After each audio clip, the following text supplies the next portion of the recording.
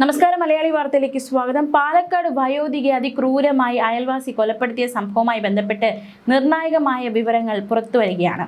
ഒരു പാവം അമ്മയായിരുന്നു അതെന്നാണ് നാട്ടുകാർ ഒന്നടങ്കം പറയുന്നത്. അത്തരത്തിൽ എല്ലാവരോടും സ്നേഹത്തോടെ പെരുമാറുന്ന വെറും പാവമായിരുന്ന ഒരു അമ്മയെ എല്ലാവരോടും സൗഹൃദപരമായി പെരുമാറിക്കൊണ്ടിരുന്ന സരസാളിനെ എങ്ങനെയാണ് അതിക്രൂരമായ ഒരു വ്യക്തിക്ക് കൊലപ്പെടുത്താൻ സാധിച്ചതെന്ന് നാട്ടുകാർ ഒന്നടങ്കം ചോദിക്കുന്നു. ഈ മരണം പ്രദേശവാസികളെ ഒന്നടങ്കം വേദനിപ്പിച്ചിരിക്കുകയാണ്. സംഭവത്തിലെ മുഴുവൻ സത്യാവസ്ഥയും പുറത്തു കൊണ്ടുവരണമെന്നും കുറ്റക്കാർക്കെതിരെ മാതൃകാപരമായ നടപടി സ്വീകരിക്കണമെന്നും നാട്ടുകാർ ആവശ്യപ്പെട്ടു. ചിലർ തെളിവെടുപ്പിനിടെ ഉദയകുമാറിന് നേരെ ആക്രോശിച്ചു. എങ്ങനെ ഈ കൊടും ക്രൂരത ചെയ്യാൻ സാധിച്ചുവെന്നാണ് ഉദയകുമാറിന് നേരെ നാട്ടുകാർ ചോദിച്ച ചോദ്യം.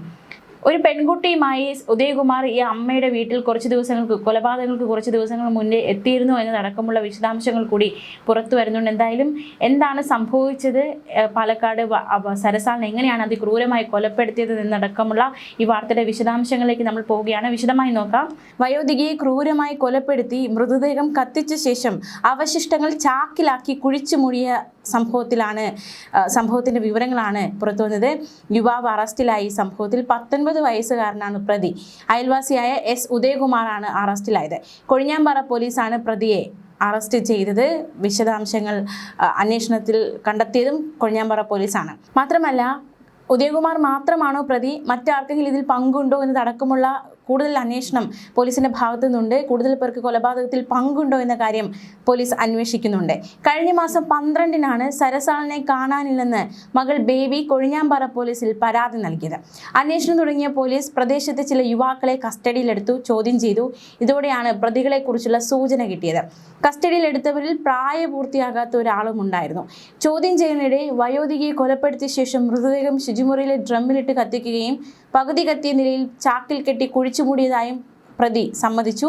സംഭവ സ്ഥലത്ത് പോലീസ് പരിശോധന നടത്തി. മൃതദേഹം പുറത്തെടുത്ത് ശാസ്ത്രീയ പരിശോധന, തുടർ നടപടികൾ അടക്കമുള്ളവ നടത്തേണ്ടതായിട്ടുണ്ടായിരുന്നു. കൂടുതൽ സ്ഥിരീകരണം ഈ വിഷയത്തെ സംബന്ധിച്ചുള്ള ഔദ്യോഗിക വിവരങ്ങൾ അതിനുശേഷം മാത്രമേ നൽകുകയുള്ളൂ എന്ന് അന്വേഷണ സംഘം വ്യക്തമാക്കിയിരുന്നു.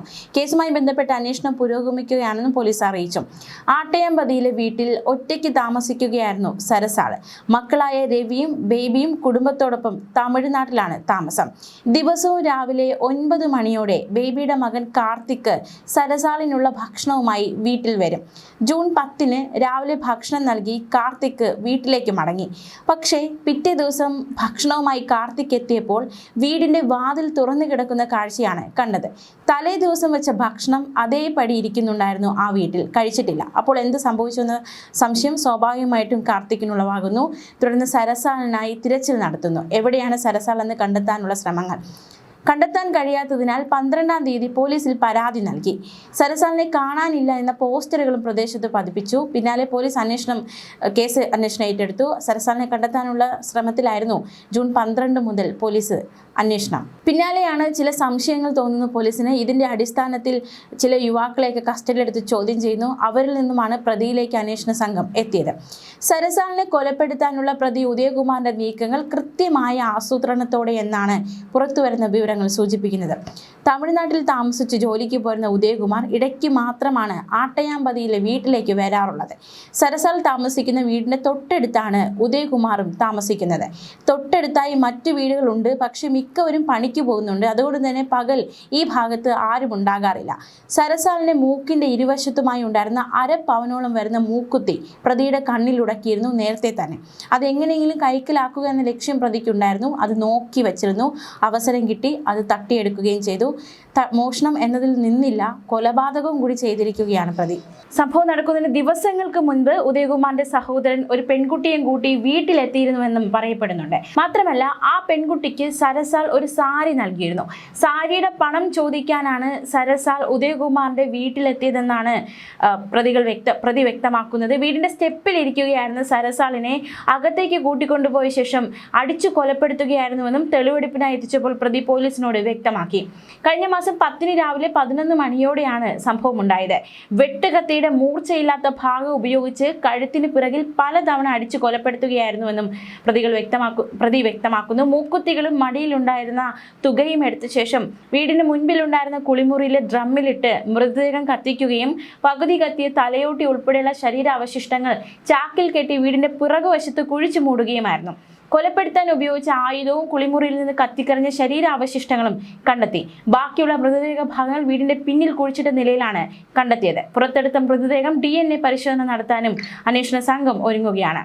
ഇനി അന്വേഷണ സംഘത്തിന് മുന്നിലുള്ളത് മോഷ്ടിച്ച മൂക്കുത്തിക്കായിട്ടുള്ള അന്വേഷണമാണ്. DYSP A Kuttikrishnan, Kozhinjampara inspector KS Sandeep, Chittur inspector MS Shajan, SI KK Mithunlal, Palakkad LR tahsildar K Radhakrishnan, police surgeon doctor G Gopakumar, Kozhinjampara grade SI R Thomas, Ouseph, ASIമാരായ MV അനിൽകുമാർ, P ശാന്തി, വിരലടയാള വിദഗ്ധ K Aisha Parveen, Abhijna Krishna, senior civil police ഓഫീസർമാരായ P രാജേഷ്, V ഹരിദാസ് എന്നിവർ സ്ഥലത്തെത്തി പരിശോധന നടത്തി.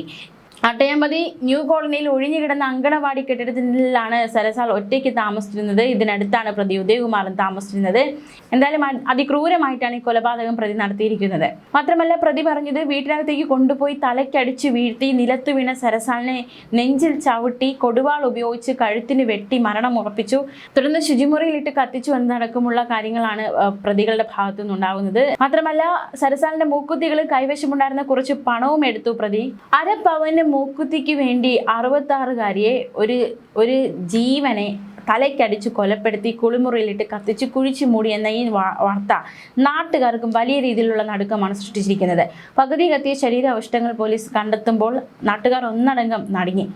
ആദ്യഘട്ടത്തിൽ പോലീസ് അന്വേഷണത്തോടനുബന്ധിച്ച് വന്നു പോയിരുന്നു. അതിനുശേഷം ഉദയകുമാർ ഈ വീട്ടിലേക്ക് വരാറില്ല എന്നും അന്വേഷണ സംഘം ശ്രദ്ധയിൽപ്പെട്ടിരുന്നു. പിന്നീട് ഇയാളെ കണ്ടെത്തി സ്റ്റേഷനിലേക്ക് വിളിച്ചു വരുത്തി ചോദ്യം ചെയ്തപ്പോഴാണ് കൊലപാതകത്തിന്റെ ചുരുളുകൾ ഓരോന്നായി അഴിഞ്ഞു വീണത്. സംഭവത്തിൽ ഒന്നിലധികം പേർ ഉൾപ്പെട്ടിട്ടുണ്ടോ എന്ന് പോലീസ് അന്വേഷിക്കുന്നുണ്ട്. ചിലരെ കസ്റ്റഡിയിലെടുത്ത് ചോദ്യം ചെയ്യുന്നുമുണ്ട്. ഇന്നലെ തന്നെ ഉദയകുമാറിനെ തെളിവെടുപ്പിനായി എത്തിച്ചിരുന്നു. ഡോഗ് സ്ക്വാഡും വിരലടയാള വിദഗ്ധരും എത്തിയിരുന്നു. തെളിവെടുപ്പിനിടെ കൊലപ്പെടുത്താൻ ഉപയോഗിച്ച ആയുധവും കണ്ടെത്തിയിരുന്നു. വീടിന് പിന്നിൽ മൃതദേഹാവശിഷ്ടങ്ങൾ കുഴിച്ചിട്ട് സ്ഥലത്ത് നിന്ന് കത്തിക്കരിഞ്ഞ ശരീരാവശിഷ്ടങ്ങൾ ഏറ്റവും നിർണായക തെളിവായി മാറി. സരസാലിന്റെ മൂക്കുത്തി കണ്ടെത്താനുള്ള ശ്രമമാണ് ഇനി അന്വേഷണ സംഘത്തിന് മുന്നിലുള്ളത്. പുറത്തെടുത്ത മൃതദേഹം ശാസ്ത്രീയ പരിശോധനയ്ക്കായി കൊണ്ടുപോയി.